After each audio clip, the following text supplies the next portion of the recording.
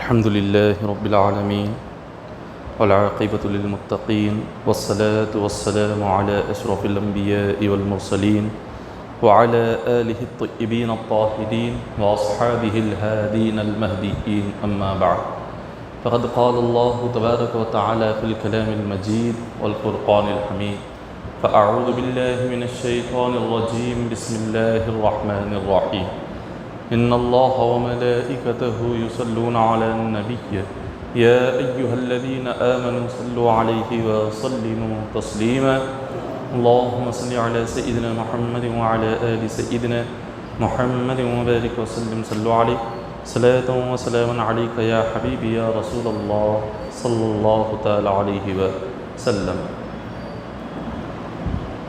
معزز سامعین اکرام، اللہ تبارک و تعالی تیسرا پارہ سورہ آل عمران 12ویں رکوع میں اپنے بندوں کو ایک بڑا ہی خاص حکم دے رہا ہے. اللہ تبارک و تعالی ارشاد فرما رہے ہیں قُلْ إِن كُنتُمْ تُحِبُّونَ اللَّهَ فَاتَّبِعُونِي يُحْبِبْكُمُ اللَّهُ وَيَغْفِرْ لَكُمْ ذُنُوبَكُمْ وَاللَّهُ غَفُورٌ رَحِيمٌ. اس آیت کریمہ میں اللہ تعالیٰ اپنے بندوں سے یہ فرما رہے ہیں کہ اے نبی آپ فرما دیجئے جو لوگ اللہ سے محبت کا دعویٰ کرتے ہیں، یہود اور نصارہ یہ جو لوگ تھے یہودی، ان لوگوں نے اپنی کتابوں کو بدل دیا تھا. اللہ نے یہودیوں پر تورات کتاب نازل فرمائی اور تورات میں اللہ نے یہ حکم دیا کہ جب میرے آخری نبی آئے تو اس نبی پر ایمان لاؤ، اس نبی کا کلمہ پڑھو. اللہ نے تورات میں یہ حکم دیا تھا، ان لوگوں نے اس حکم کو بدل دیا. اللہ نے عیسائیوں پر انجیل نازل فرمائی اور انجیل میں بھی اللہ نے یہ فرمایا تھا کہ جب آخری نبی آئے، آخری نبی پر ایمان لاؤ، ان کا کلمہ پڑھو. تو جب اللہ نے ان دونوں کتابوں میں حضور علیہ السلام پر ایمان لانے کا ذکر فرمایا، ان لوگوں نے اپنی کتابوں کو بدل دیا اور اپنے ہاتھوں سے انہوں نے جو انہیں اچھا حکم لگتا اس کو لکھ لیتے اور جو مشکل حکم ہوتا، جو مشکل عبادتیں ہوتی، یہودی ان مشکل عبادتوں کو اپنی کتابوں سے ہٹا دیتے. تو آقا علیہ السلام جب تشریف لائے تو حضور علیہ السلام نے ان سے فرمایا کہ تم لوگ مجھ پر ایمان لاؤ، تم لوگ خدا اللہ تبارک و تعالیٰ کی کتاب پر، قرآن پر ایمان لاؤ. اس لیے کہ خدا کا یہ حکم تھا کہ قرآن آنے سے پہلے جو کتابیں اللہ نے نازل فرمائی ان کتابوں پر عمل کرنے کا حکم تھا. قرآن سے پہلے تورات آئی تو تورات پر عمل کرنے کا حکم ہوا، پھر اس کے بعد انجیل آئی، انجیل پر عمل کرنے کا حکم ہوا. جب اللہ نے قرآن کو نازل فرما دیا تو خالق کائنات نے ارشاد فرما دیا اب نہ تورات پر عمل کرو، اب نہ انجیل پر عمل کرو، اب صرف قرآن پر ہی عمل کرو. تو حضور علیہ السلام نے فرمایا کہ تم قرآن پر ایمان لاؤ، تم مجھ پر ایمان لاؤ، میرا کلمہ پڑھو. تو ان لوگوں نے کہا ہم اللہ کے عاشق ہیں، ہم اللہ سے محبت کرتے ہیں، ہمیں آپ پر ایمان لانے کی ضرورت نہیں.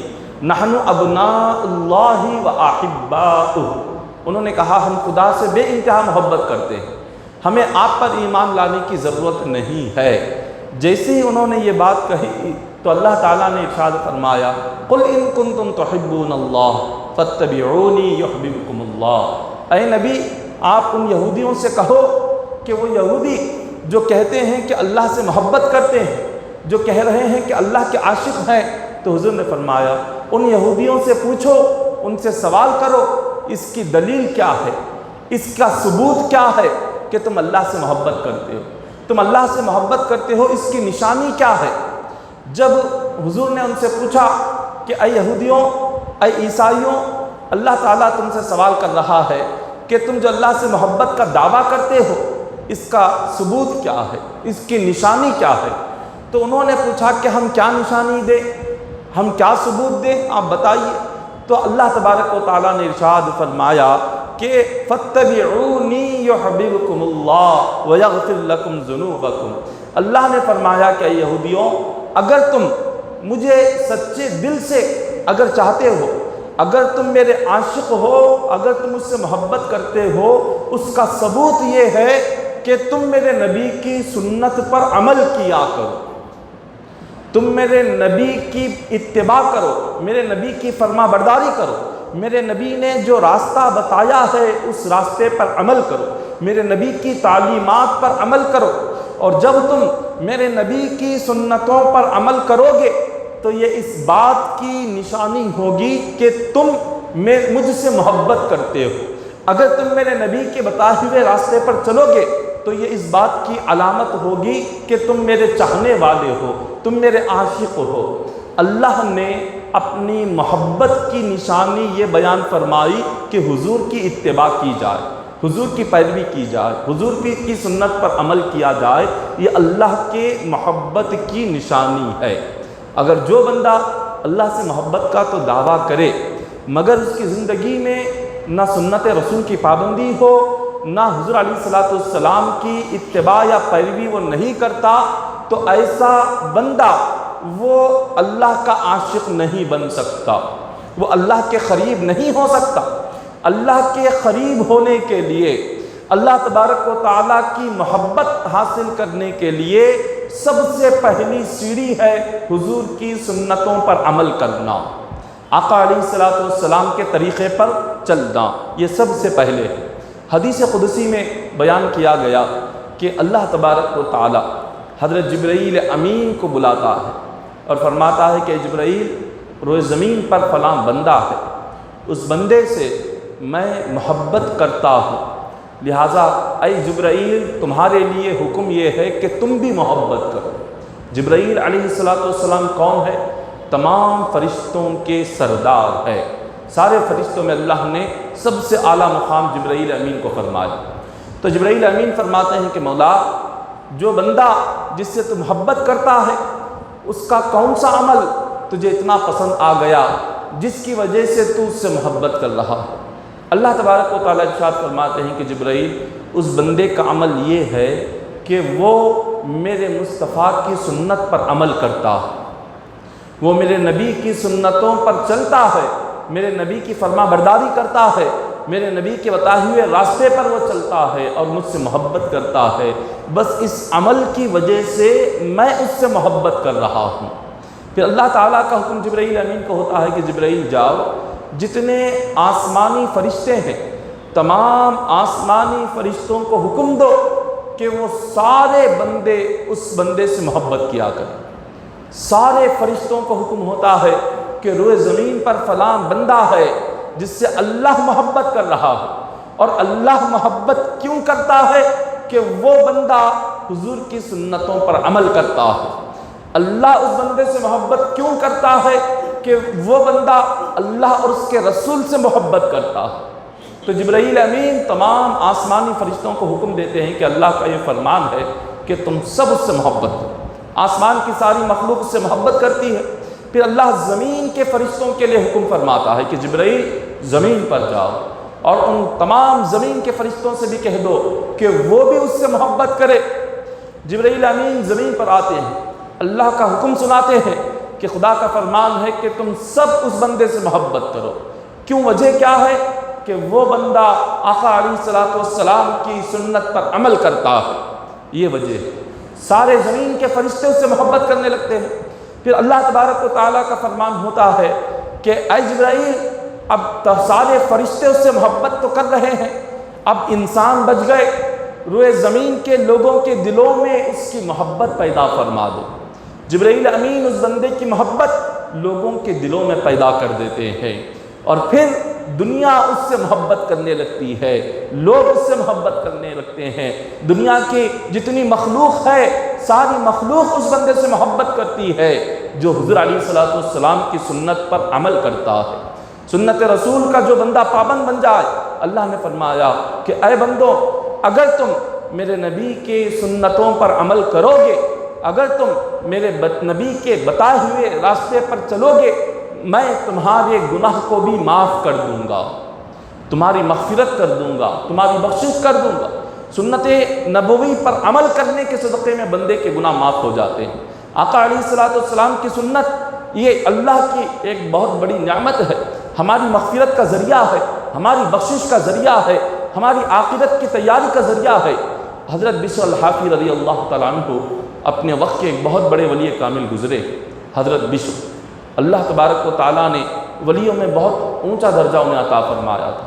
اللہ کی محبت میں، خدا کے عشق میں اتنے کھوئے ہوئے ہوتے تھے کہ وہ کبھی اپنے پیروں میں چپل نہیں پہنتے تھے، بغیر جوتے کے سارا بغداد گھومتے تھے، اور جانور بھی ان کا ادب کرتے تھے۔ جانور ان کا ادب اتنا کرتے تھے کہ حضرت بشر الحافی رضی اللہ تعالیٰ عنہ جب بغداد کی سرزمین پر چلتے تھے، کوئی جانور بغداد کی سرزمین پر کوئی گندگی نہیں کرتا تھا، کوئی جانور بغداد کی سرزمین پر راستوں پر جہاں سے وہ چلتے تھے کوئی بھی وہاں پر غلاظت نہیں کرتا تھا، طہارت بیت الخلاء نہیں کرتا تھا۔ اللہ تبارک و تعالیٰ نے ان کی محبت، ان کا ادب جانوروں میں بھی پیدا کیا۔ جانور بھی اللہ کے ولی کا محبت اور ادب کرتے تھے۔ جیسے ہی ایک مرتبہ ایک اللہ والے نے دیکھا کہ ایک جانور نے بغداد کی سڑکوں پر گندگی کر دی، تو انہوں نے کہا شاید آج بشر الحافی کا انتقال ہو گیا ہے، اس لیے کہ جانور جب گندگی کر رہے ہیں تو یہ اس بات کا ثبوت ہے کہ حضرت بشر الحافی دنیا سے پردہ فرما گئے۔ اگر وہ دنیا میں باحیات ہوتے، راستوں پر چلتے پھرتے ہوتے، تو جانور کبھی یہ گندگی نہیں کرتے۔ اللہ نے اتنا بلند مقام کیسے عطا فرمایا۔ ایک مرتبہ خواب میں آقا علیہ الصلوۃ والسلام کی زیارت نصیب ہوئی۔ حضور علیہ الصلوۃ والسلام نے ارشاد فرمایا کہ اے بشر، کیا تمہیں پتہ ہے اللہ تبارک و تعالیٰ نے یہ مقام تمہیں کیسے عطا فرمایا؟ بشر الحافی فرماتے ہیں کہ حضور، مجھے اس بات کی خبر نہیں کہ اللہ نے یہ درجہ، اتنا بلند رتبہ کہ جانور بھی میرا ادب کرتے ہیں، یہ کس عمل کی وجہ سے مجھے عطا کیا، مجھے اس بات کی خبر نہیں۔ تو حضور علیہ الصلوۃ والسلام فرماتے ہیں تمہارے 3 عمل اللہ کو بہت پسند آئے، جس کی وجہ سے اللہ نے تمہیں ولیوں میں اتنا بلند درجہ عطا فرمایا۔ بشر الحافی نے پوچھا کہ آقا میرے وہ 3 عمل کیا ہے؟ تو حضور نے فرمایا سب سے پہلا عمل یہ ہے کہ تم دوسروں کو نیکی کی دعوت دیتے ہو، خود تو نیک کام کرتے ہو لیکن دوسروں کو بھی نیکی کی طرف بلاتے ہو۔ ہر بندے کی یہ ذمہ داری ہے کہ وہ خود بھی نیک کام کرے، خود بھی عبادت کرے، دوسروں کو بھی عبادت کی طرف بلائے۔ اور دوسرا عمل کیا ہے؟ حضور نے فرمایا دوسرا عمل یہ ہے کہ تم برائی سے دوسروں کو روکتے ہو۔ ہم خود بھی برائی سے روکیں اور دوسرے کو جس کو برائی کرتا ہوا دیکھے اس کو بھی برائی سے روکنا، یہ دیکھنے والے کے لیے ضروری ہے۔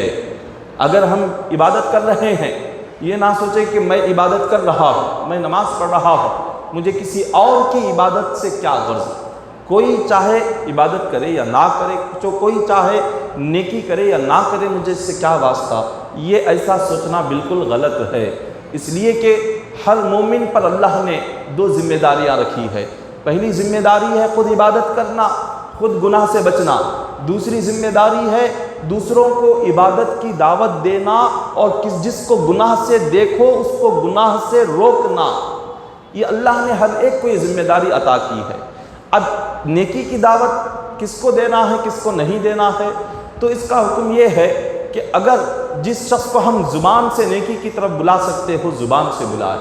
اگر ہمیں پتہ ہے کہ اگر ہم اسے نیکی کی طرف بلائیں گے، نماز کی طرف بلائیں گے، تو وہ ہمیں تکلیف دے گا یا ہمیں برا بھلا کہے گا یا ہمارے بلانے پر وہ ہمیں کچھ پریشان کرے گا، ایسی صورت میں خاموش رہنے کا حکم ہے۔ لیکن جہاں تک جن لوگوں کو ہم بول سکتے ہیں انہیں بولنے کا حکم ہے، جیسے کہ اپنی اولاد ہے، بھائی بہن ہے، دوست و احباب ہے، پڑوسی ہے، رشتہ دار ہے، خاندان کے لوگ ہیں، جان پہچان کے لوگ ہیں۔ ہم جن لوگوں تک دین کی دعوت دے سکتے ہوں، جن لوگوں کو ہم عبادت اور نماز کی طرف بلا سکتے ہوں، ان لوگوں کو بلانا واجب ہے، ضروری ہے۔ اگر نہیں بلایا گیا تو قیامت کے دن اس کا سوال ہوگا۔ قیامت کے دن پوچھا جائے گا کہ اے بندے، تو نے اپنی عبادت کا تو خیال کیا، تو نے اپنی عبادت تو کر لی، مگر جن لوگوں سے تو ہر دن ملتا تھا، جو تیرے دوست و احباب تھے، جو تیرے بھائی بہن تھے، جو تیرے بیٹا بیٹی تھے، جو تیرے ماں باپ تھے، تو نے کیوں انہیں نیکی کی طرف نہیں بلایا؟ تو نے کیوں انہیں نماز کی طرف نہیں بلایا؟ تو نے کیوں انہیں اچھائی کی طرف نہیں بلایا؟ اس کا سوال کیا جائے گا۔ تو لہٰذا یہ کرنا ضروری ہے، چاہے وہ عمل کرے یا نہ کرے، یہ اس کی ذمہ داری ہے، لیکن دیکھنے والے کی ذمہ داری ہے بولنا، دیکھنے والے کی ذمہ داری ہے انہیں عبادت کی طرف بلانا۔ اور دوسری ذمہ داری کیا ہے کہ ہم خود گناہوں سے روکیں، اور جس کسی کو بھی ہم دیکھیں کہ فلاں بندہ گناہ میں پڑا ہوا ہے، فلاں بندہ شرابی ہے، فلاں بندہ جواری ہے، فلاں بندہ ایک غلط راستے پر وہ جا رہا ہے، اور ہم اس کو دیکھ رہے ہیں، ہمیں معلوم ہے، ہم چاہے تو اس کو روک سکتے ہیں، چاہے تو اس کو بول سکتے ہیں، اگر اس کے باوجود بھی ہم خاموش ہیں تو دیکھ کر خاموش رہنے والا گناہگار ہوگا۔ اس کو روکنے کا حکم ہے، اس کو زبان سے روکیں، وہ چاہے عمل کرے یا نہ کرے، رکے یا نہ رکے، وہ اس کا معاملہ ہے، یہ اس کی ذمہ داری ہے، لیکن جس کسی کو گناہ کرتا ہوا دیکھے، دیکھنے والے پر یہ واجب اور ضروری ہو جاتا ہے کہ وہ اس کو گناہ سے روکے۔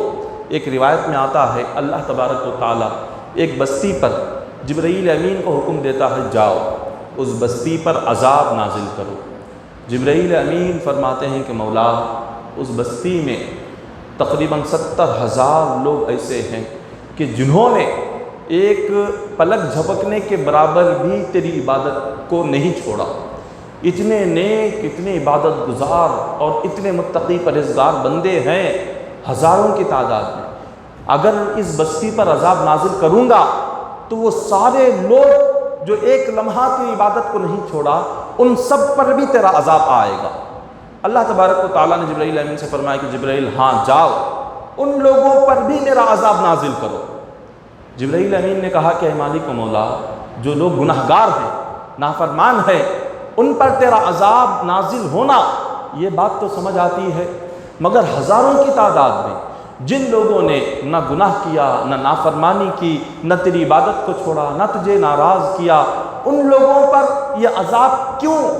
اللہ تبارک و تعالیٰ نے فرمایا کہ جبرائیل، ان پر عذاب اس لیے نازل کر رہا ہوں کہ ان لوگوں نے صرف اپنی عبادت کا خیال کیا، انہوں نے دوسروں کو عبادت کی طرف نہیں بلایا۔ وہ خود تو عبادت گزار بنے، وہ خود تو نیک بنے، وہ خود تو اچھے بن گئے، مگر اپنی قوم کے گناہگاروں کو کبھی انہوں نے عبادت کی طرف نہیں بلایا۔ ان گناہگاروں کے ساتھ بیٹھتے تھے، ان کے ساتھ ہنسی مذاق کرتے تھے، وہ ان کے ساتھ گھومتے پھرتے تھے، ان کی عبادتوں کو دیکھ کر، اپنی عبادتیں دیکھ کر انہیں اپنی عبادت کی طرح انہیں بلاتے نہیں تھے، اپنے جیسا انہیں بناتے نہیں تھے، ان کے لیے محنت نہیں کرتے تھے۔ ان لوگوں نے صرف اپنی عبادت کا خیال کیا، دوسروں کو عبادت کی طرف نہیں بلایا، اسی لیے میں ان گناہگاروں کے ساتھ ان عبادت گزاروں پر بھی عذاب کو نازل کرتا ہوں۔ تو یہ ہے اللہ تبارک و تعالیٰ کا عذاب کہ اگر ہم دیکھ کر خاموش رہیں گے تو خاموش رہنے والے پر بھی اللہ کا عذاب نازل ہوگا۔ تو اس کو گناہ سے روکنا ضروری ہے، وہ رکے یا نہ رکے یہ اس کا معاملہ ہے، یہ اس کی ذمہ داری ہے، لیکن ہماری ذمہ داری تو ختم ہو جاتی ہے۔ پھر حضور علیہ الصلوۃ والسلام نے ایک مقام پر یہ فرمایا کہ جس نے میری سنت سے محبت کی، حضور فرماتے ہیں اس نے مجھ سے محبت کی، اور جس نے مجھ سے محبت کی وہ جنت میں میرے ساتھ رہے گا۔ سنت رسول پر عمل کرنے سے بندہ سیدھے جنت کے راستے پر چلا جاتا ہے، یہ عمل اسے جنت تک پہنچا دیتا ہے۔ پھر حضرت صحابہ کرام کی زندگی دیکھیں، صحابہ کرام آقا علیہ الصلوۃ والسلام کی سنتوں پر، حضور کے ایک ایک عمل پر اتنا وہ قربان ہوتے تھے کہ اپنی زندگی ساری کی ساری ایسے صحابہ نے گزاری جیسے حضور کو گزارتے ہوئے دیکھا۔ جیسے حضور کا چلنا ہوتا، صحابہ کرام نے بھی اپنا چلنا ویسے ہی کر لیا۔ حضور کا جیسے کھانا ہوتا، صحابہ کرام نے بھی اپنا کھانا ویسے کر لیا۔ حضور جیسے پانی پیتے، صحابہ کرام بھی اسی طرح سے پانی پیتے۔ حضور جیسے لیٹتے، صحابہ کرام بھی اسی طرح سے لیٹتے۔ حضور جیسے باتیں کرتے، صحابہ بھی اسی طرح سے باتیں کرتے۔ صحابہ کرام نے اپنی ساری زندگی سر سے لے کر پیر تک جیسے حضور کو دیکھتے، خود جو ویسے ہی اپنے آپ کو ڈھال دیا تھا، اسی طرح اپنے آپ کو سنتوں میں انہوں نے ڈبو دیا تھا۔ کوئی زندگی کا ایک لمحہ صحابہ کا ایسا نہیں جو حضور کی سنت کے خلاف ہو۔ حضرت عباس رضی اللہ تعالیٰ عنہ کا جو مکان تھا وہ مسجد نبوی کے بالکل قریب میں تھا، اور اس مسجد نبوی کے قریب میں رہنے کی وجہ سے جب کبھی بارش آتا، ان کے مکان کی چھت پر بارش پڑتا تو اس چھت پر ایک پرنالہ لگایا گیا تھا، اسی سے بارش کا پانی نمازی جب آتے جاتے تو اس پرنالے سے بارش کا پانی لوگوں کے اوپر گرتا تھا۔ حضرت عمر فاروق رضی اللہ تعالیٰ عنہ خلیفہ تھے، جب خلیفہ نے دیکھا کہ نمازیوں کو یہاں کے پانی سے تکلیف ہو رہی ہے تو حضرت عمر فاروق رضی اللہ تعالیٰ عنہ نے اس پرنالے کو توڑ دیا، اس لیے کہ یہاں سے بارش کا پانی تاکہ نمازیوں پر نہ گر سکے، نمازیوں کو اس پانی سے تکلیف نہ ہو سکے۔ حضرت عباس رضی اللہ تعالیٰ عنہ آئے، انہوں نے دیکھا کہ مکان کا جو پرنالہ تھا چھت پر ٹوٹا ہوا، وہ دیکھ کر حضرت عمر فاروق رضی اللہ تعالیٰ عنہ کے پاس گئے، عرض کیا کہ اے عمر، کیا آپ نے میرے مکان کے اس پرنالے کو توڑا؟ حضرت عمر فاروق نے کہا کہ ہاں، اس سے نمازیوں کو تکلیف ہوتی تھی بارش کے دنوں میں کہ اس سے بارش کا پانی ان لوگوں پر گرتا تھا۔ حضرت عباس فرماتے ہیں تم نے جس پرنالے کو توڑا ہے اس پرنالے کو حضور نے میرے کاندھے پر اپنا پیر رکھ کر لگایا ہوا تھا، حضور نے اپنے ہاتھوں سے اس کو لگایا تھا۔ حضرت عمر فاروق فرماتے ہیں اگر حضور نے لگایا تو مجھے اس بات کی خبر ہی نہیں، اگر مجھے پتہ ہوتا کہ اپنے ہاتھوں سے حضور نے لگایا ہے، اس کو توڑنا تو دور، اس کو چھونا بھی میں پسند نہیں کرتا، اس کو چھونا بھی میں بے ادبی سمجھتا کہ جس کو حضور نے اپنے ہاتھوں سے لگایا ہوا ہو، مجھے اس بات کی خبر نہیں تھی جس کی وجہ سے میں نے توڑ دیا۔ اس کے بعد حضرت عمر فاروق رضی اللہ تعالیٰ عنہ نے حضرت عباس سے فرمایا کہ عباس، جس طرح حضور نے تمہارے کاندھے پر اپنا پیر رکھ کر اس کو لگایا تھا، اسی طرح تم میرے کاندھے پر اپنا پیر رکھ کر اس کو لگاؤ تاکہ حضور کی وہ سنت پوری ہو جائے جو حضور نے، جو طریقہ، جس طریقے سے حضور نے لگایا تھا اس طریقے سے لگا کر حضور کی اس سنت کو پورا کرو۔ حضرت عمر فاروق کون ہیں؟ اس وقت میں خلیفہ ہے، خلیفہ کا مقام امت میں سب سے اعلیٰ ہوتا ہے، اور خلیفہ کی بات پر عمل کرنا یہ ضروری ہوتا ہے امت کے لیے۔ خلیفہ کی بات پر عمل نہ کیا جائے تو گناہگار ہوتے ہیں۔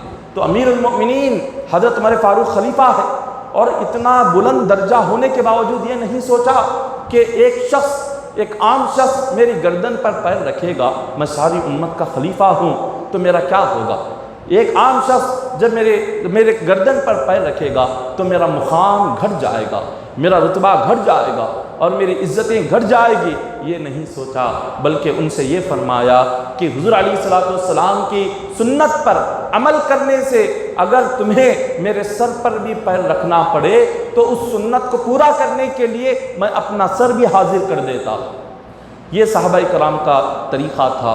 صحابہ کرام حضور علیہ السلام کی ایک ایک ادا کو، حضور کی ایک ایک طریقے کو عمل کرنے کے لیے نہ وہ دنیا کو دیکھتے تھے، نہ دنیا کی عزتوں کو دیکھتے تھے، نہ دنیا کی لوگوں کی باتوں کے بارے میں ڈرتے تھے، کچھ نہیں، بس ان کے ذہنوں میں ایک ہی بات تھی، جیسے حضور نے کیا ہمیں ویسے ہی کرنا ہے، حضور نے ہمیں جو کہا ہمیں اسی پر عمل کرنا ہے۔ روایتوں میں آتا ہے آقا علیہ السلام نے ارشاد فرمایا قیامت کا دن ہوگا اور قیامت کے دن چند ایسے لوگ ہوں گے، انبیاء شہید آئیں گے، اللہ نبیوں کے لیے نور کے ممبر لگائے گا قیامت کے دن، انبیاء نور کے ممبروں پر، نور کے ٹیلوں پر بیٹھے ہوئے ہوں گے، شہید آئیں گے، شہیدوں کے لیے بھی نور کے ٹیلے بنائے جائیں گے، نور کے ممبر بنائے جائیں گے، وہ نور کے پہاڑوں پر اور نور کے ممبروں پر شہید بھی آ کر بیٹھیں گے۔ اس کے بعد چند لوگ آئیں گے، ان کے لیے بھی شہیدوں کی طرح اور نبیوں کی طرح نور کے ممبر لگائے جائیں گے، نور کے پہاڑ ان کے لیے رکھے ہوئے ہوں گے، وہ لوگ نور کے پہاڑوں پر آ کر بیٹھیں گے، نور کے ممبروں پر آ کر بیٹھیں گے۔ جب لوگ انہیں دیکھیں گے تو کہیں گے یہ شاید شہید ہیں جس کی وجہ سے اللہ نے آج انہیں یہ مقام عطا فرمایا، کوئی دیکھ کر کہے گا شاید یہ نبی ہیں جن کی وجہ سے اللہ نے آج انہیں یہ رتبہ عطا کیا، تو فرشتے کہیں گے کہ اے لوگوں یہ نہ نبی ہیں یہ نہ شہید ہے۔ تو یہ سن کر وہ میدان محشر میں لوگ کہیں گے جب یہ نہ نبی ہے اور نہ یہ شہید ہے تو اتنا بلند مقام انہیں کیسے مل رہا؟ اتنا بلند درجہ، اتنا بلند رتبہ جو اللہ تعالیٰ نبیوں کو عطا کیا، اللہ نے جو شہیدوں کو عطا کیا، آج ان لوگوں کو کیسے مل رہا ہے جبکہ یہ نہ نبی ہیں یہ نہ شہید ہیں؟ تو ان سے کہا جائے گا یقیناً یہ نبی اور شہید نہیں ہیں، آج اللہ تعالیٰ انہیں یہ درجہ اس لیے عطا کر رہا ہے کہ ان لوگوں نے اپنی ساری زندگی حضور کی سنت پر عمل کرتے ہوئے گزاری ہے۔ حضور علیہ السلام کی سنتوں پر یہ لوگ عمل کیا کرتے تھے، اس وجہ سے اللہ نے آج انہیں یہ مقام و مرتبہ عطا فرمایا ہے۔ آقا علیہ السلام کی اس امت میں پیدا ہونے کے لیے انبیاء خواہش کیا کرتے تھے۔ حضرت موسیٰ علیہ السلام جو بنی اسرائیل کے نبی ہیں، جب انہوں نے حضور علیہ السلام کی امت کی شان کو سنا کہ اللہ نے اس امت محمدیہ کو کیا شان عطا فرمائی، اس امت محمدیہ کو اللہ نے کیا رتبہ اور کیا درجہ عطا فرمایا، جب موسیٰ علیہ السلام نے سنا تو خواہش ظاہر کی کہ مولا مجھے نبی بنا کر پیدا نہ فرما، مجھے حضور کا امتی بنا کر پیدا فرما۔ یہ شان اللہ نے اس امت کو عطا فرمائی کہ موسیٰ علیہ السلام اللہ سے درخواست کرتے ہیں کہ مولا کاش تو مجھے حضور کی امتی بنا کر پیدا کرتا تو میں خود کو خوش قسمت سمجھتا۔ یہ اللہ تبارک و تعالیٰ کے اتنے بلند درجے کے نبی جو یہ آرزو کر رہے ہیں کہ حضور کے امتی بن کر پیدا ہو۔ اسی طرح حضرت عیسیٰ علیہ السلام آپ نے بھی اللہ کی بارگاہ میں جب امت محمدیہ کی عظمتوں کو سنا، امت محمدیہ کی فضیلت کو سنا، آقا علیہ السلام کی شان کو سنا، تو انہوں نے بھی یہ درخواست کی کہ مولا کاش میں مصطفیٰ کا امتی بن کر پیدا ہوتا تو میرے لیے بڑے فخر کی بات ہوتی۔ یہ انبیاء ہے اللہ نے جنہیں نبی بنا کر دنیا میں بھیجا، وہ خواہش کرتے تھے حضور کی امت میں پیدا ہونے کی۔ اگر وہ انبیاء اور وہ رسول اگر اس وقت میں وہ موجود ہوتے تو وہ بھی آقا علیہ السلام کی سنتوں پر عمل کرتے، وہ بھی حضور کی سنت کو ہی اپناتے۔ آقا علیہ السلام نے ارشاد فرمایا من ضاع سنتی حرمت علیہ شفاعتی۔ حضور نے فرمایا کہ جو شخص دنیا میں جان بوجھ کر میری سنت کو چھوڑتا ہے تو قیامت کے دن اس کے لیے میری شفاعت حرام ہے۔ حضور کی شفاعت حرام۔ اب شفاعت کیا ہوتی ہے؟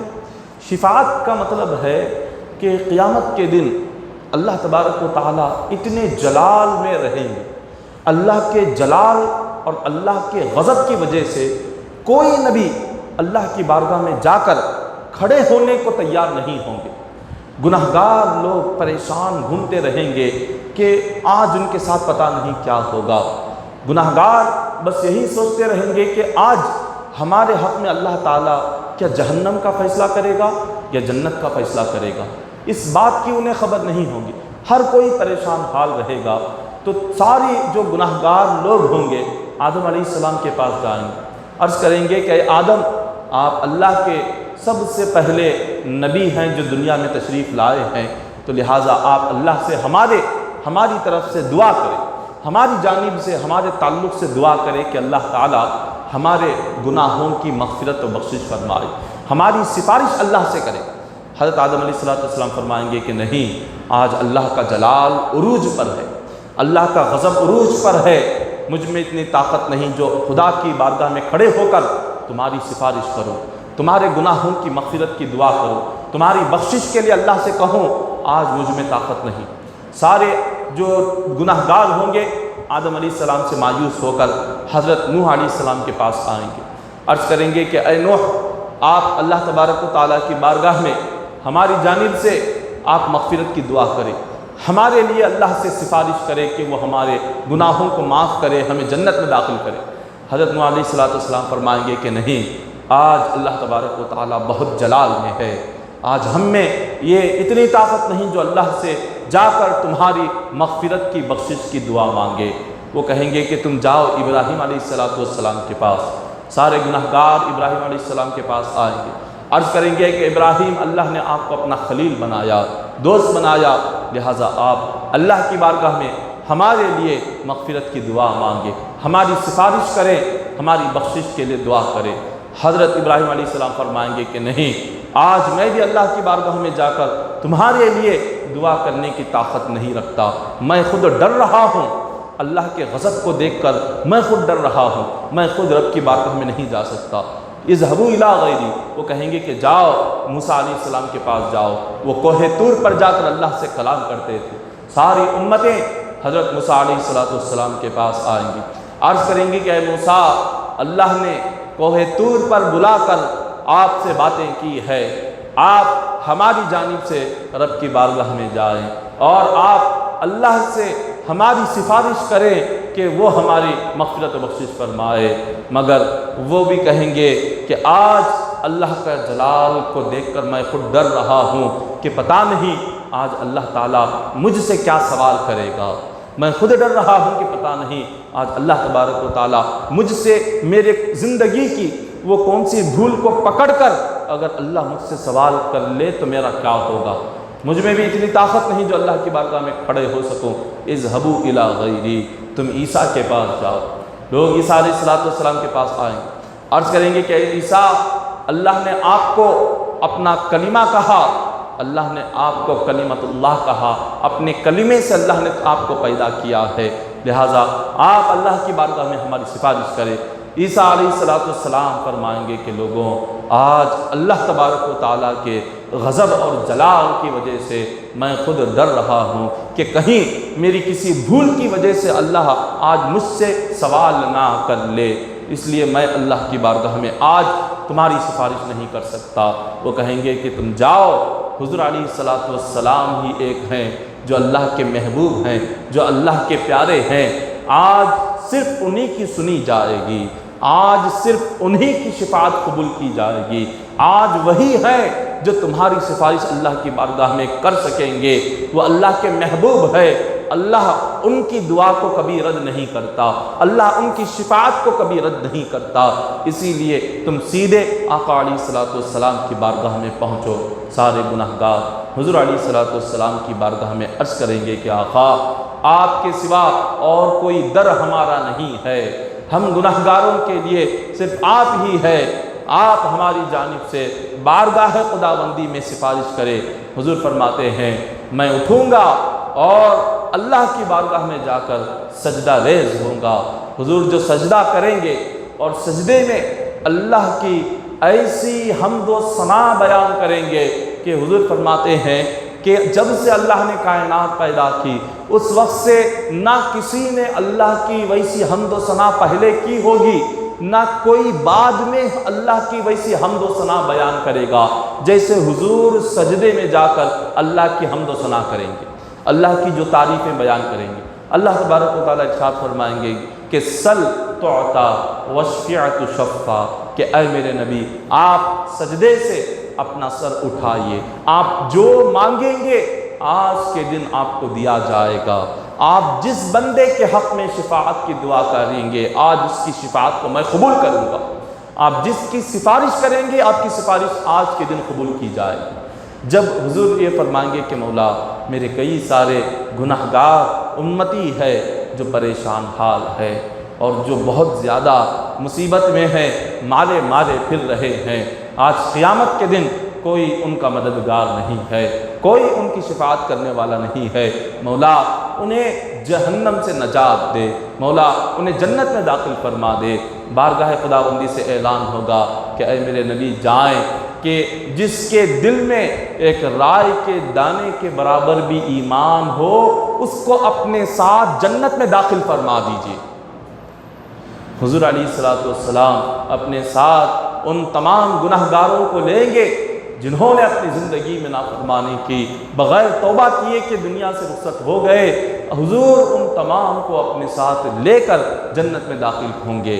اس کو شفاعت کہتے ہیں، یہ شفاعت عظمیٰ ہے، یہ اللہ نے حضور کو یہ مقام عطا فرمایا، کسی اور کو قیامت کے دن یہ مقام نہیں ہوگا جو حضور کو اللہ شفاعت کا مقام عطا فرمائے گا۔ حضور اپنی شفاعت سے ہزاروں گناہگاروں کو جہنم سے نکال کر جنت میں لے کر جائیں گے۔ تو جب آقا علیہ السلام فرماتے ہیں جو شخص اپنی زندگی میں میری سنتوں کو جان بوجھ کر چھوڑے گا اس پر قیامت کے دن میری شفاعت حرام ہو جائے گی، میں اللہ سے اس کی سفارش نہیں کروں گا، اس لیے کہ اس نے میری سنتوں کو چھوڑا، میری سنتوں پر اس نے عمل نہیں کیا۔ حضور نے فرمایا کہ تم دنیا میں جتنا زیادہ درود پاک پڑھتے رہو گے، قیامت کے دن میں تمہاری اتنی زیادہ شفاعت اللہ سے کروں گا۔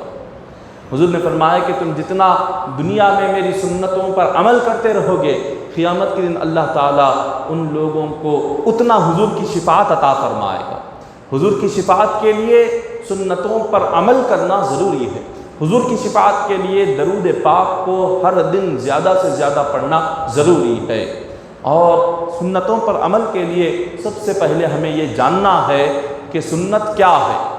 سنت کیا ہے؟ حضور علیہ الصلوۃ والسلام کے کھانے کی سنتیں ہوں، لباس پہننے کی سنتیں ہوں، سونے کی سنتیں، اور اسی طرح جاگنے کی سنتیں، ہر چیز کی سنت ہے۔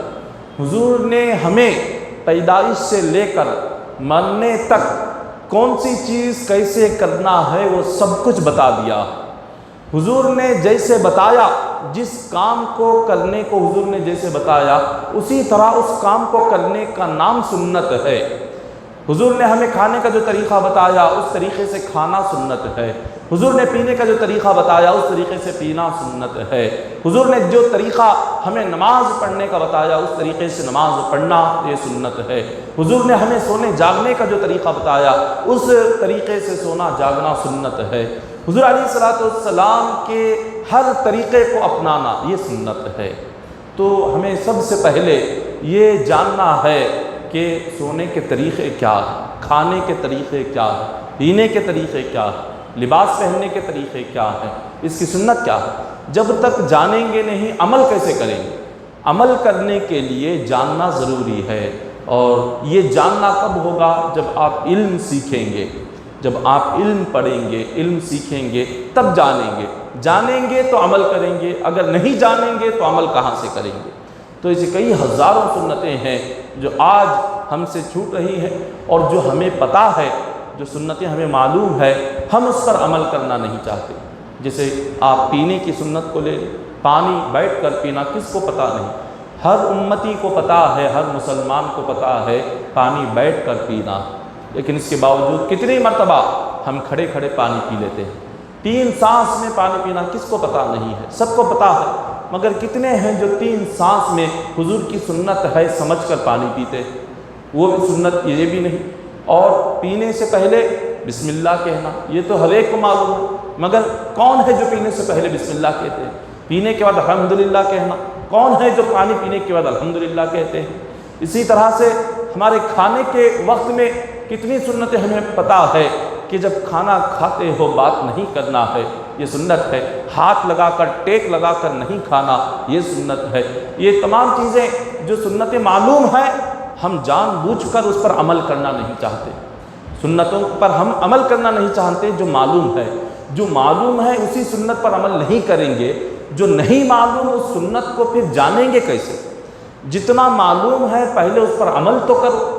سونے کی کتنی سنتیں ہیں؟ حضور نے فرمایا کہ بعد عشاء کے سو جاؤ۔ آج ہم 11-12 سے پہلے نہیں سوتے۔ حضور نے فرمایا کہ عشاء ہوتی فوراً کھا لو، ہم 11-12 سے پہلے کھانا نہیں کھاتے۔ یہ تمام سونے کی سنتیں، سیدھی کروٹ لیٹ کر سونا یہ سنت طریقہ ہے، وضو کر کے سونا سنت طریقہ ہے، سوتے وقت میں درود پڑھتے ہوئے سونا سنت طریقہ ہے۔ یہ تمام سنتیں جو معلوم ہیں، ہم معلوم رکھ کر بھی عمل نہیں کرتے۔ اور حضور نے فرمایا جو بندہ جان کر کہ میری سنت ہے، جان بوجھ کر بھی وہ سنت چھوڑتا ہے، قیامت کے دن حضور نے فرمایا میری شفاعت اس پر حرام ہے، حضور کی شفاعت اس کو نصیب نہیں ہوگی۔ اور پھر فرمایا جو کوئی شخص جب فتنوں کے زمانے میں لوگ سنتیں چھوڑ رہے ہوں، اب یہ فتنوں کا دور ہے، گناہوں کا دور ہے، بے شرمی کا دور ہے، بے حیائی کا دور ہے، اب حضور کی سنتوں کو بالکل ختم کر دیا جا رہا ہے۔ کون ختم کرنے والے؟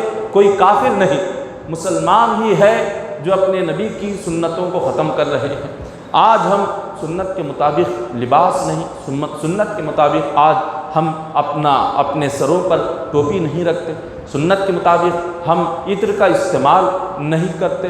تمام چیزیں سنتیں جو ہمیں معلوم ہے، اس کے باوجود بھی ہم نہیں کرتے۔ تو جب حضور نے فرمایا فتنوں کے دور میں جب لوگ میری سنت کو مٹا رہے ہوں، میری سنت کو ختم کر رہے ہوں، میری سنت کو بھول رہے ہوں، ایسے وقت میں اگر کوئی بندہ میری ایک سنت پر عمل کرے گا، اللہ اسے 100 شہیدوں کے برابر ثواب عطا فرمائے گا۔ 100 شہیدوں کے برابر۔ ایک شہید کا درجہ کیا ہوتا ہے؟ اللہ نے کلام پاک میں فرمایا وَلَا تَقُولُوا لِمَن يُقْتَلُ فِي سَبِيلِ اللَّهِ أَمْوَاتٌ بَلْ أَحْيَاءٌ عِندَ رَبِّهِمْ يُرْزَقُونَ۔ اللہ نے فرمایا شہید جس کو تم قبر میں دفن کر رہے ہو اس کو مردہ نہ کہو۔ اللہ نے کہا شہید زندہ ہے اپنی خبر میں، اور اس کو خبر میں جنت کا رزق دیا جاتا ہے، اور اللہ تعالیٰ اس شہید کی روح کو جنت کے پرندوں میں ڈال دیتا ہے، وہ جنت میں جہاں چاہے شہید گھومتے رہتا ہے۔ تو ایک شہید کا یہ درجہ ہے کہ قیامت کے دن وہ ہزاروں لاکھوں گناہگاروں کی شفاعت کر کے انہیں جہنم سے نکال کر جنت میں لے کر جائے گا۔ ایک شہید کا جب یہ درجہ ہے تو 100 شہیدوں کا درجہ کیا ہوگا، 100 شہیدوں کا ثواب کیا ہوگا؟ یہ درجہ اور یہ ثواب آپ کو کس عمل کی وجہ سے مل رہا ہے؟ یہ صرف اور صرف ایک سنت پر عمل کرنے کے صدقے میں مل رہا ہے۔ ایسی کتنی سنتیں ہم ہر دن چھوڑتے جا رہے ہیں۔ جتنی سنتیں ہمیں معلوم ہے پہلے اتنی سنتوں پر عمل کرنا شروع کر دے۔ جب ہم اتنی سنتوں پر عمل کریں گے اور جتنی معلوم نہیں اس کو معلوم کرے کہ یہ سونے کی سنتیں کیا ہے، جاگنے کی سنتیں کیا ہے، لباس پہننے کی سنتیں کیا ہے، چلنے پھرنے کی سنتیں کیا ہے۔ جب ایک ایک سنت کو ہم جان کر عمل کرنے لگ جائیں گے تو اللہ تعالیٰ اس سنت پر عمل کے صدقے میں دنیا میں آخرت میں ہر جگہ ہمیں کامیابی ہی کامیابی عطا کرے گا۔ ہمارے لیے رحمتوں برکتوں کے دروازے کھول دیے جائیں گے، اللہ کے فضل و کرم کے دروازے کھل جائیں گے، ہماری دعائیں قبول ہوں گی، اور اللہ ہم پر اپنی برکتوں کی بارش فرمائے گا، ہر مشکل ہمارے لیے آسان ہو جائے گی۔ حضور علیہ السلام کی خدمت میں ایک صحابی حاضر ہوتے ہیں، عرض کرتے ہیں کہ یا رسول اللہ صلی اللہ علیہ وسلم، میں ایک سچا مومن بننا چاہتا ہوں، میں سچا مومن کب بنوں گا؟ حضور نے فرمایا اگر تم سچے مومن بننا چاہتے ہو اللہ سے محبت کرو، سچے مومن بن جاؤ۔ انہوں نے کہا کہ حضور میں اللہ سے محبت کب ہوگی، اللہ سے محبت میں کب کروں؟ تو حضور نے فرمایا تم اللہ کے رسول سے محبت کرو، خود بخود اللہ تم سے محبت کرے گا۔ تم نبی سے محبت شروع کرو، نبی سے محبت کرو تو اللہ کی محبت خود بخود تمہیں نصیب ہو جائے گی۔ پھر اس کے بعد اس صحابی نے کہا کہ حضور نبی کی محبت، آپ کی محبت لینے کے لیے مجھے کیا کرنا ہے، آپ کی محبت کے لیے کیا کروں؟ حضور نے فرمایا اگر تمہیں میری محبت لینی ہے تو میری سنت پر تمہیں عمل کرنا ہوگا، تمہیں میری سنت پر عمل کرنا ہوگا۔ جب تم میری سنت پر چلنے لگ جاؤ گے، میری سنت پر عمل کرنے لگ جاؤ گے تو تمہیں میری محبت مل جائے گی۔ جب میری محبت تمہیں ملے گی تو اللہ کی محبت تمہیں مل جائے گی۔ جب اللہ کی محبت تمہیں ملے گی تو تم سچے مومن بن جاؤ گے۔ تو سچے مومن بننے کے لیے سب سے پہلے آقا علیہ السلام کی سنت بہت ضروری ہے۔ حضور کی سنت پر عمل کیے بغیر ہم نہ دنیا میں کچھ کر سکتے ہیں نہ آخرت میں کچھ کر سکتے ہیں۔ آج سنت رسول پر عمل نہ ہونے کی وجہ سے ہی ہمارے زندگیوں میں مشکلات اور مصیبتیں بڑھتی جا رہی ہیں، اور آج ہمارے گھروں میں جس طرح کی تکلیفیں ہیں اور جس طرح کی مصیبتیں ہیں اور جس طرح کے لڑائی جھگڑے ہیں کہ سکون نہیں ہے، گھروں میں امن نہیں ہے، سلامتی نہیں ہے، خوشحالی نہیں ہے، رزق میں برکت نہیں ہے، یہ سب کچھ کیوں ہوتا ہے؟ یہ سب کچھ حضور کے دامن کو چھوڑنے کی وجہ سے ہوتا ہے۔ جب ہم حضور علیہ السلام کی سنتوں کو چھوڑتے ہیں، حضور کی محبت کو ہم بھول جاتے ہیں، جب ہم اپنے نبی کو یاد نہیں کرتے، جب ہم اپنے رب کو یاد نہیں کرتے، اور جب ہم اپنے نبی کی سنت پر عمل نہیں کرتے، تو اس کے بعد اللہ تبارک و تعالی ہماری زندگیوں سے رحمتوں کو چھین لیتا ہے، ہماری زندگیوں سے خوشیوں کو چھین لیتا ہے، ہماری طبیعتوں سے صحت کو چھین لیتا ہے، ہمارے گھروں سے سکون اور اطمینان کو چھین لیتا ہے۔ یہ سب کچھ کیوں ہوتا ہے؟ حضور کی سنت پر عمل نہ کرنے کی وجہ سے ہوتا ہے۔ تاریخ اسلام گواہ ہے، 3 ہجری میں ایک جنگ ہوئی جس کا نام جنگ احد ہے۔ جنگ احد میں حضور علیہ الصلوۃ والسلام نے ایک پہاڑ پر 50 صحابہ کرام کو بٹھایا اور ان سے فرمایا کہ یہاں سے ہلنا نہیں، چاہے جنگ میں کامیابی ہو یا ناکامی ہو، جب تک میرا حکم نہ آئے تم اس جگہ سے ہٹو گے نہیں۔ حضور نے یہ فرما دیا اور چلے گئے۔ جنگ کی شروعات ہوئی۔ جب جنگ احد کی ابتدا ہوئی تو ابتدا میں جب صحابہ کرام حضور کے طریقے پر جنگ کر رہے تھے، حضور نے جو طریقہ بتایا، حضور نے انہیں جو حکم دیا، اس حکم کے مطابق جب صحابہ کرام جنگ لڑ رہے تھے تو جو 50 صحابہ کو حضور نے پہاڑ کے پاس بٹھایا تھا، ان لوگوں نے دیکھا کہ چلو اب تو جنگ میں ہمیں کامیابی مل رہی ہے۔ کفار مکہ صحابہ کرام کے حملے کی تاب نہ لا کر وہ میدان جنگ چھوڑ کر بھاگ رہے تھے۔ تو یہ 50 تیر انداز صحابہ کرام نے دیکھا اور یہ سمجھ گئے کہ چلو جنگ میں ہمیں کامیابی مل رہی ہے، اب یہاں بیٹھ کر کیا فائدہ، ہم یہاں سے اٹھ جاتے ہیں اور جا کر میدان جنگ کے بیچوں بیچ کفار مکہ جو مال چھوڑ کر جا رہے ہیں ان کے مالوں پر ہم اپنا قبضہ کر لیتے ہیں۔ جیسے ہی صحابہ اکرام جو 50 تیر انداز صحابہ، تیر چلانے والے 50 صحابہ جب وہاں سے ہٹے تو اسی جگہ سے پیچھے سے کفار مکہ نے صحابہ پر حملہ کر دیا۔ جب پیچھے سے حملہ ہوا، جس جگہ سے حضور نے فرمایا تھا یہاں سے ہلنا نہیں، حضور نے فرمایا تھا چاہے کامیابی ہو یا ناکامی ہو، جب تک میرا حکم نہ آئے تم اس جگہ کو چھوڑنا نہیں۔ جب صحابہ نے حضور علیہ الصلوۃ والسلام کی اس چھوٹی سے حکم کی نافرمانی کی تو اسی جگہ سے کافروں نے ایسا حملہ کیا کہ 70 صحابہ کرام شہید ہو گئے، 70 صحابہ کرام، اور 70 صحابہ کرام زخمی ہو گئے، اور حضور علیہ الصلوۃ والسلام کے مبارک دانت بھی اسی جنگ میں شہید ہوئے۔ حضور کے چہرے مبارکہ کو زخم ہوا، اتنا نقصان اٹھانا پڑا صحابہ کرام کو۔ کس وجہ سے نقصان اٹھانا پڑا؟ صرف اور صرف آقا علیہ الصلوۃ والسلام کے ایک حکم پر عمل نہ کرنے کی وجہ سے، حضور کی ایک حکم کی اطاعت اور فرما برداری نہ کرنے کی وجہ سے اتنا بڑا نقصان صحابہ کرام کو اٹھانا پڑا۔ تو آج ہم غور کریں، ہم حضور کے کتنے حکم کے خلاف ورزی کر رہے ہیں۔ ہماری زندگی میں صبح سے شام تک حضور کے کتنے حکموں کو ہم توڑ رہے ہیں، حضور کی کتنی سنتوں کے خلاف ہم اپنی زندگی گزار رہے ہیں، آقا علیہ الصلوۃ والسلام کی کتنی سنتوں کو ہم چھوڑ کر زندگی گزار رہے ہیں۔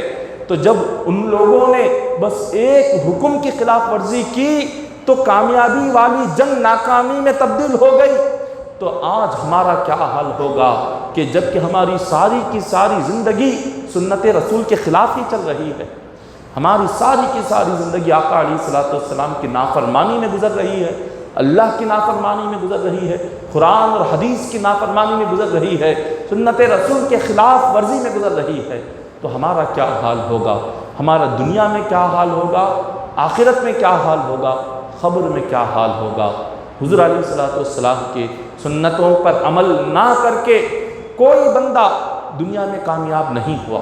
اللہ نے جس کو بھی دنیا میں کامیابی عطا فرمائی اس کو سنت پر عمل کرنے کے صدقے میں ہی کامیابی عطا فرمائی۔ جو بھی دنیا میں کامیاب ہوا، خبر میں کامیاب ہوا، آخرت میں کامیاب ہوا، قیامت میں کامیاب ہوا، وہ ساری کی ساری کامیابی انہیں سنت رسول پر عمل کرنے کے صدقے میں نصیب ہوئی ہے۔ کسی بندے کو ولایت بھی اللہ نے سنت چھوڑ کر کسی کو اللہ نے ولی نہیں بنایا، جس کسی کو اللہ نے ولی بنایا اسی سنت پر عمل کے صدقے میں ولی بنایا ہے، اور سنت رسول کے بغیر کوئی اللہ کا دوست نہیں بن سکتا، سنت رسول پر عمل کے بغیر کوئی اللہ کے قریب نہیں ہو سکتا، کوئی سنت رسول کے بغیر اللہ کا محبوب نہیں بن سکتا، سنت رسول کے بغیر کوئی بندہ اللہ کی محبت کو حاصل نہیں کر سکتا۔ حضرت جنید بغدادی رضی اللہ تعالیٰ عنہ کی خدمت میں ایک شخص آیا، تقریباً 2 مہینے تک آپ کے پاس رہا۔ 2 مہینے کے بعد وہ شخص واپس جانے لگا تو حضرت جنید بغدادی رضی اللہ تعالیٰ عنہ نے اس کو روکا اور اس سے پوچھا کہ آپ واپس کیوں جا رہے ہو اور کچھ دن رک جاؤ۔ اس نے کہا کہ حضور نہیں، میں واپس اپنے مکان کو جانا چاہتا ہوں۔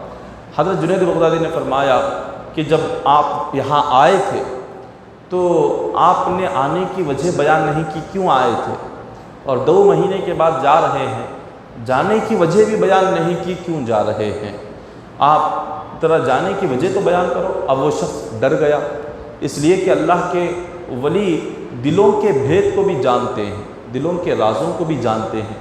اب وہ اپنے دل میں وہ راز چھپا نہیں سکا، جو راز لے کر وہ یہاں سے جا رہا تھا، وہ دل میں اس کی بات تھی، اس نے حضرت جنید بغدادی سے کہہ دی۔ جنید بغدادی نے جب پوچھا کہ کس وجہ سے آپ جا رہے ہیں، اس شخص نے کہا کہ حضور میں نے آپ کی کرامتوں کا بہت ذکر سنا تھا، دور دراز علاقے سے میں آیا ہوں، تو آپ کی کرامتوں کا بہت ذکر سنا کہ آپ کی یہ کرامتیں آپ ہیں، آپ وہ کرامتیں دکھاتے ہیں، آپ کی بڑی بڑی کرامتیں میں نے سنی، اور 2 مہینے آپ کے پاس رہ کر میں نے دیکھا کہ ایک کرامت بھی آپ سے ظاہر نہیں ہوئی، کوئی کرامت آپ نے نہیں دکھائی، آپ کا تو بڑا ذکر سن کر آیا تھا، مگر کوئی کرامت جب نہیں دیکھی تو مایوس ہو کر واپس جا رہا ہوں، اور سوچ رہا ہوں کہ لوگ جو آپ کی تعریف بیان کرتے تھے کہ اتنے بڑے ولی ہیں اور اتنے بڑی کرامتیں دکھاتے ہیں، اتنے بڑے پیر و مرشد ہیں، 2 مہینے میں ایک کرامت نہیں دیکھی، تو آپ اتنے بڑے ولی کیسے بن گئے؟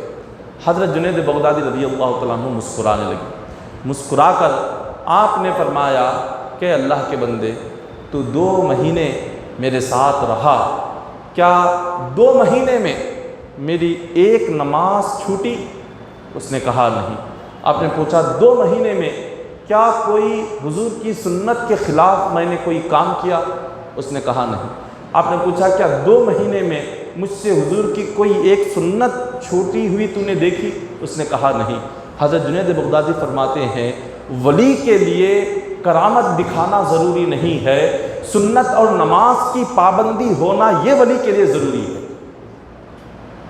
ولی کے لیے نماز کی پابندی سب سے ضروری ہے، ولی کے لیے سب سے زیادہ حضور کی سنت پر عمل کرنا یہ ضروری ہے۔ تو حضرت جنید بغدادی اس بندے کو سمجھانے لگے کہ اے اللہ کے بندے، تو نے جو بھی سنا اور تو یہاں میرے پاس یہ جو کرامت دیکھنے آ رہا تھا، کرامت کوئی بڑا کمال نہیں ہے، کرامت دکھانا کوئی بڑی بات نہیں ہے، بڑی بات تو یہ ہے اپنی زندگی کو سنت کے مطابق ڈھال دینا، یہ سب سے بڑی کمال کی بات ہے۔ اپنی زندگی میں نماز کی پابندی کو لانا یہ سب سے بڑی کرامت ہے۔ اسی لیے حضور نے حدیث پاک میں ارشاد فرمایا کہ اگر تم دیکھو کسی شخص کو کہ وہ ہوا میں اڑ رہا ہے تو اس کو ولی نہ کہو، ہوا میں اڑنے والا کوئی ولی نہیں ہوتا، کیونکہ ہوا میں اڑنے والا ولی ہوتا، ہوا میں اڑنا اگر کوئی کمال کی بات ہوتی، کوئی بڑی بات ہوتی تو مکھی اور مچھر بھی ہوا میں اڑتے ہیں، مکھی اور مچھر بھی ہوا میں اڑتے ہیں، کوئی انہیں ولی نہیں کہتا، کیونکہ ہوا میں اڑنا کوئی کمال کی بات نہیں ہے۔ اسی طرح حدیث پاک میں حضور نے فرمایا اگر تم کسی کو دیکھو کہ وہ پانی پر چل رہا ہے، ڈوب نہیں رہا، تو یہ دیکھ کر اس کو ولی نہ سمجھو، اس لیے کہ یہ پانی پر چلنا اگر کمال کی بات ہوتی اور پانی میں نہیں ڈوبنا اس سے کوئی ولی بنتا تو لکڑی بھی پانی میں نہیں ڈوبتی، لکڑی بھی پانی کے اوپر ہی تیرتی ہے، اور یہ مچھلیاں بھی پانی میں تیرتی ہے، ڈوبتی نہیں، تو وہ بھی ولی بن جاتی۔ تو یہ پانی میں چلنا یہ کوئی کمال نہیں ہے۔ حضور نے فرمایا اگر تم کسی کو دیکھو وہ آگ میں چلا گیا، آگ میں چلا گیا لیکن اس کے پیر نہیں جلے، یہ دیکھ کر بھی اس کو ولی نہ سمجھو۔ آگ میں جا کر آ گیا کہ پیر نہیں جلے، جیسے آپ محرم میں دیکھتے ہیں جو جہالت ہوتی ہے محرم میں کہ جاہل وہ خود کو ولی سمجھ کر اور ولی کہہ کر وہ سب کو گمراہ کر کر وہ یہ سمجھتے ہیں کہ دیکھو ہم جا کر آگ میں جا کر آ گئے، آگ نے ہمیں نہیں جلایا، ہم ولی بن گئے۔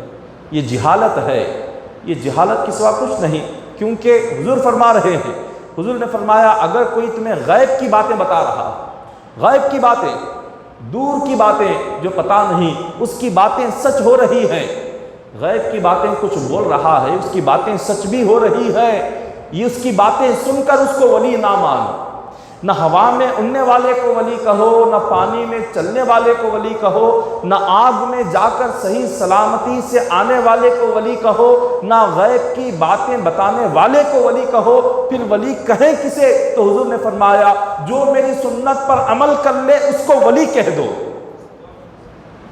جو سنت کے مطابق زندگی گزار دے اس کو ولی سمجھ جاؤ، اس لیے کہ سنت رسول کے بغیر کوئی اللہ کا ولی بن نہیں سکتا۔ اس سنت کو چھوڑ کر کون اللہ کا ولی بنے گا؟ حضور غوث پاک سے بڑا کیا کوئی ولی ہے؟ حضور غوث پاک سے بڑھ کر کیا کسی کا درجہ ہے؟ حضور غوث پاک سے بڑھ کر کیا کسی کا رتبہ ہے؟ آپ کی زندگی کیا تھی؟ حضور غوث پاک رضی اللہ تعالیٰ عنہ نے ایک دن تربوز منگایا، تربوز کھانے کی خواہش ظاہر کی، ایک مرید نے لا کر آپ کے ہاتھ میں تربوز دے دیا۔ غوث پاک رضی اللہ تعالیٰ عنہ نے تربوز لے لیا، اس کو دائیں بائیں گھمایا، واپس مرید کے ہاتھ میں دے دیا۔ مرید نے کہا کہ حضور یہ کیا ہے، آپ تربوز نہیں کھائیں گے؟ آپ نے فرمایا کہ تربوز تو کھانے کی خواہش ہے، لیکن میں سوچ رہا ہوں کہ تربوز حضور نے کاٹا کیسے؟ میں نے تربوز کھانے کی خواہش اس لیے ظاہر کی کہ حضور نے تربوز کو کھایا تھا، اس سنت پر عمل کرنے کے لیے میں نے تربوز کھانے کی خواہش ظاہر کی، لیکن مجھے یہ تو معلوم ہے تربوز کھانا حضور کی سنت ہے، لیکن اس کو کاٹنے کا سنت طریقہ کیا ہے مجھے معلوم نہیں ہے۔ اگر میں کاٹوں اور سنت کے خلاف تربوز کٹ جائے مجھے یہ بات بھی پسند نہیں ہے۔ حضور کی سنت کے خلاف تربوز کاٹ کر کھانا بھی مجھے پسند نہیں ہے۔ یہ ہے حضور غوث پاک، جب سنت پر انہوں نے یہ عمل کیا تو اللہ نے انہیں غوث اعظم بنایا۔ جب انہوں نے ان سنتوں کو اپنی زندگیوں میں لایا تب جا کر وہ غوث اعظم بنے۔ سنت رسول کو چھوڑ کر کوئی ولی یا غوث نہیں بنتے۔ یہ تمام اولیاء کی سیرت کو پڑھ لے، اولیاء اکرام کی ساری زندگیوں کو پڑھ لے، ان کی زندگیوں میں بس یہی ہمیں ملتا ہے کہ انہوں نے اپنی ساری زندگی گزاری تو صرف اور صرف آقا علیہ الصلوۃ والسلام کی محبت میں اور حضور کی سنتوں پر عمل کرتے ہوئے اور نماز کی پابندی کرتے ہوئے۔ یہ اللہ والوں کی زندگی میں یہی سب کچھ ملتا ہے۔ حضرت جسامہ بن کنانی رضی اللہ تعالیٰ عنہ یہ ایک صحابی رسول ہے۔ حضرت عمر فاروق رضی اللہ تعالیٰ عنہ جب خلیفہ بنے تو حضرت عمر فاروق رضی اللہ تعالیٰ عنہ کے زمانے میں آپ نے حضرت جسامہ بن کنانی رضی اللہ تعالیٰ عنہ کو ایک پیغام دیا اور کہا کہ جاؤ روم کے بادشاہ کو یہ دین کی دعوت کا پیغام ہے، یہ پیغام لے جا کر انہیں دے دو۔ حضرت جسامہ بن کنانی رضی اللہ تعالیٰ عنہ وہ پیغام لے کر جب روم کے بادشاہ کے پاس پہنچے تو اس نے آپ کی عزت افزائی کے لیے سونے کی کرسی اس نے رکھی ہوئی تھی۔ حضرت جسامہ بن کنانی رضی اللہ تعالیٰ عنہ آپ نے غور نہیں کیا، سیدھے جا کر اس کرسی پر آپ بیٹھے، بیٹھ کر آپ اس سے کچھ باتیں کر رہے تھے کہ اچانک آپ کی نظر اس کرسی پر پڑی تو دیکھا یہ تو سونے کی کرسی ہے۔ آپ فوراً اٹھ گئے، اٹھ کر آپ نے کہا کہ مجھے ایک معمولی سی ایک عام سی کرسی لے کر آؤ، میں اس پر بیٹھنا چاہتا ہوں۔ بادشاہ نے کہا کہ ہم تو آپ کی عزت افزائی کے لیے خاص طور پر آپ کے لیے سونے کی کرسی ہم نے منگائی اور آپ ہیں کہ اس کو ہٹا کر ایک معمولی سی کرسی پر آپ بیٹھنا چاہتے ہیں۔ انہوں نے کہا تیرے لیے ہو سکتا ہے یہ بہت بڑی چیز ہو، لیکن ہمارے نبی نے اس پر بیٹھنے سے منع کیا ہے۔ اگر یہ سونے کی نہیں یہ ہیرے اور جواہرات کی بھی ہوتی تو مصطفیٰ کی سنت پر عمل کرنے کے لیے ہم اس کو ٹھوکر مار دیتے۔ ہم اس پر نہیں بیٹھتے کہ کیونکہ ہمارے نبی نے منع کیا ہے اس پر بیٹھنا، اسی لیے عام کرسی لے کر آؤ تاکہ ہم اس پر بیٹھیں۔ اگر اس پر بیٹھیں گے ہمارے نبی کی سنت کے خلاف ہوگا، ہمارے نبی کے فرمان کے خلاف ہوگا۔ تو یہ صحابہ کرام کا یہ عقیدہ اور یہ محبت حضور کے ساتھ تھی، اور آج ہم حضور سے محبت اور عشق کا دعویٰ کرتے ہیں مگر سنت کے مطابق کوئی عمل ہماری زندگی میں نہیں ہے۔ ہم حضور کے عاشق ہونے کا دعویٰ کرتے ہیں اور محبت رسول کا ہم دعویٰ کرتے ہیں، لیکن کیا ہے ہم اپنے نکاح میں ہم سونے کی انگوٹھی پہن رہے ہیں اور نکاح میں ہم سونے کا بریسلیٹ پہن رہے ہیں اور سونے کی چین ہم پہن رہے ہیں، اور ہم دعویٰ کرتے ہیں کہ ہم حضور کے عاشق ہیں، اور ہم دعویٰ کرتے ہیں کہ ہم حضور کے چاہنے والے ہیں، اولیاء کے چاہنے والے ہیں۔ سونے کی انگوٹھی پہننے والا نبی کا عاشق کیسے بن سکتا ہے؟ جس نبی نے سونے کو حرام کہا وہ نبی کا عاشق ہونے کا دعویٰ کرے اور جہیز میں لڑ کر لڑکی والوں سے سونا مانگے اور لڑ کر لڑکی والوں کو تکلیف دے، سونے کی چین اپنے بیٹے کے لیے مانگے، سونے کا بریسلیٹ مانگے اور کہے کہ ہم اولیاء کے چاہنے والے ہیں، ہم حضور غوث پاک کے چاہنے والے ہیں۔ صرف زبان کے دعوے ہیں، جب عمل کی بات آتی ہے تو دنیا سامنے آتی ہے، اور عمل کے بغیر جب بس ایک دن کی بات آتی ہے، فاتحہ کی بات آتی ہے تو حضور غوث پاک یاد آ جاتے ہیں، میلاد کی بات آتی ہے تو حضور کی محبت یاد آ جاتی ہے۔ میلاد کا ایک دن گیا، 11ویں کا ایک دن ختم ہوا، پھر اس کے بعد نہ ان کی تعلیم یاد آتی ہے، نہ ان کا طریقہ یاد آتا ہے، نہ ان کے زندگی کو اپنانا یاد آتا ہے، نہ ان کے نقش قدم پر چلنا یاد آتا ہے۔ اس کے بعد سوائے دنیا کے کچھ نظر نہیں آتا۔ آج یہ ہمارا ماحول بن گیا ہے۔ سونا حرام ہے مرد کے لیے، سونا پہننا حرام ہے، اور جب جو چیز حرام ہے ہم اس چیز کو لڑ کر شادی میں مانگتے ہیں۔ اور کون؟ ماں باپ۔ یہ جو سونا مانگنے والے ہیں یہ مانگنے والے بھی گناہگار، سونا پہننے والا نوجوان بھی گناہگار، اور جتنے اس میں شامل ہوں گے وہ سارے گناہگار ہوں گے، کیونکہ ایک حرام کام میں سارے لوگ ملے ہوئے ہیں۔ حرام کام آج کوئی اس کو حرام بھی نہیں سمجھ رہا، اللہ اکبر، آج کوئی اس کو حرام بھی نہیں سمجھتا۔ جہیز کو مانگنا کوئی حرام نہیں سمجھ رہا، فخر کرتے ہیں، نہ لینے کو سمجھتے ہیں کہ اگر نہیں لیں گے تو رشتہ داروں میں کیا کہیں گے، نہیں لینے کو شرم سمجھتے ہیں، نہیں لیں گے تو ہماری عزت کم ہو جائے گی، جتنا زیادہ لیں گے اتنا زیادہ عزت ہوگی۔ ایک حرام چیز کو لینے میں عزت، حرام کام کو کرنے میں عزت سمجھ رہے ہیں، سنت پر عمل کرنے کو اپنے لیے بے عزتی سمجھ رہے ہیں۔ نعوذ باللہ من ذالک۔ کیسا دور آ گیا ہے، کیسا زمانہ آ گیا ہے کہ جس میں ہم زندگی گزار رہے ہیں۔ تو آپ دیکھیں، ایک لمحے کے لیے کیوں نہ ہو، اکثر کہتے ہیں یہاں نکاح ہو رہا ہے سنت کے مطابق، اور نکاح ہو رہا ہے، دولہا سونے کی انگوٹھی پہن کر بیٹھا ہے، دولہے کی ماں اور باپ بیٹھے ہیں، وہ کہتے ہیں کہ کچھ نہیں، 1 گھنٹہ پہنو، 1 گھنٹہ پہن لو، اس کے بعد کچھ نہیں، بریسلیٹ سونے کا پہنا ہوا ہے، چین سونے کی پہنا ہوا ہے، کہتے ہیں نہیں کچھ نہیں، 1 گھنٹہ پہنے گا، نکاح تک پہنے گا، نکاح کا 1 دن ہے، اس کے بعد کیا ہے، پہننے دو پہننے دو۔ جتنے لوگ اس کو زبردستی پہنائیں گے سارے کے سارے قیامت کے دن جہنم میں جائیں گے۔ حضور نے فرمایا جو کوئی سونے کی انگوٹھی پہنے گا، اللہ جہنم کے آگ کی انگوٹھی پہنا کر اس کی انگلی میں ڈالے گا۔ جو سونے کی چین پہنے گا، اللہ جہنم کے آگ کی چین بنا کر اس کے گلے میں ڈالے گا۔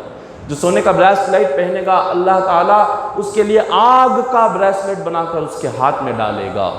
اللہ کا خوف ختم ہو گیا، اللہ کا ڈر ختم ہو گیا، خبر کا خوف ختم ہو گیا، قیامت کا خوف ختم ہو گیا۔ اب ہم نے یہ سمجھ رکھا جو بھی ہے صرف دنیا ہے، مرنے کے بعد کچھ ہے ہی نہیں۔ اصل زندگی تو مرنے کے بعد ہے، اصل جو شروعات ہوتی ہے مرنے کے بعد۔ یہ تو دنیا زندگی کیا ہے، 50 60 70 سال اتنا ہی ختم۔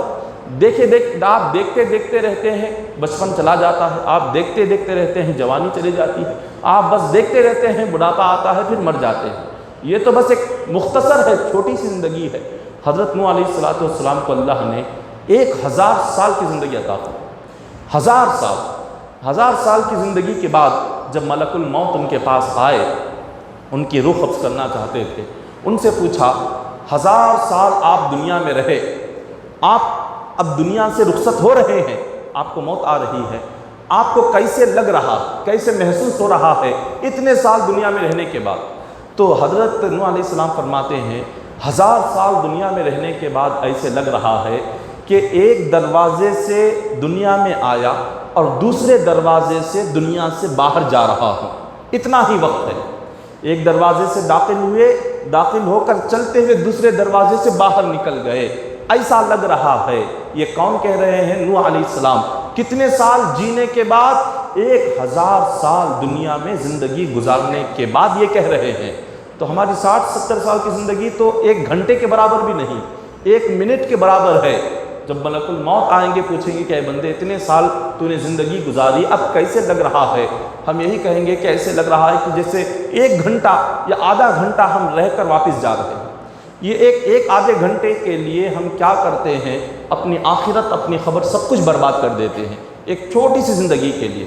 اس چھوٹی سی زندگی کے لیے لڑتے ہیں، جھگڑتے ہیں، ایک دوسرے کی غیبت کرتے ہیں، برائی کرتے ہیں، چغلی کرتے ہیں، حسد کرتے ہیں، اور شراب پیتے ہیں، جوئے بازی کرتے ہیں، عبادتیں چھوڑ دیتے ہیں، دنیا داری کے لیے اور اپنے مقصد کے لیے، اپنے فائدے کے لیے کیا کچھ نہیں کرتے، صرف چھوٹی سی زندگی کے لیے جس کی کچھ خبر نہیں، ایک لمحے کی خبر نہیں کہ آئندہ لمحہ زندہ رہیں گے یا نہیں رہیں گے۔ ایسی زندگی کے لیے ہم مارے پھرتے ہیں، ایسی زندگی کے لیے اپنی آخرت برباد کرتے ہیں۔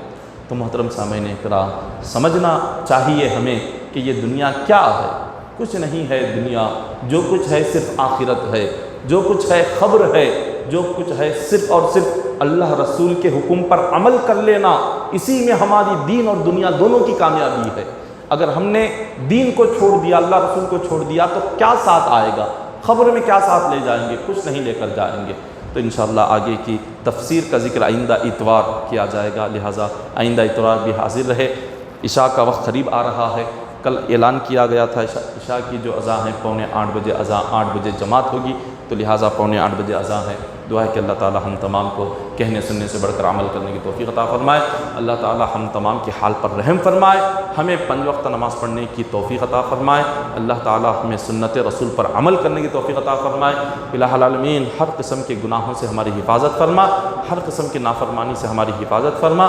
مولا ہمیں نیک ہدایت عطا فرما۔ مولا ہم تمام کو ایمان پر خاتمہ نصیب فرما، عذاب قبر سے محفوظ فرما، عذاب جہنم سے محفوظ فرما، قیامت کی ہولناکی سے، ہیبت سے، گھبراہٹ سے ہماری حفاظت فرما، قبر کی وحشت سے، گھبراہٹ سے، ہولناکی سے ہماری حفاظت فرما۔ مولا آخری سانس تک قرآن پاک کو سننے سنانے کی توفیق عطا فرما۔ مولا آخری سانس تک تیرے دین کی خدمت کرنے کا موقع اور توفیق عطا فرما۔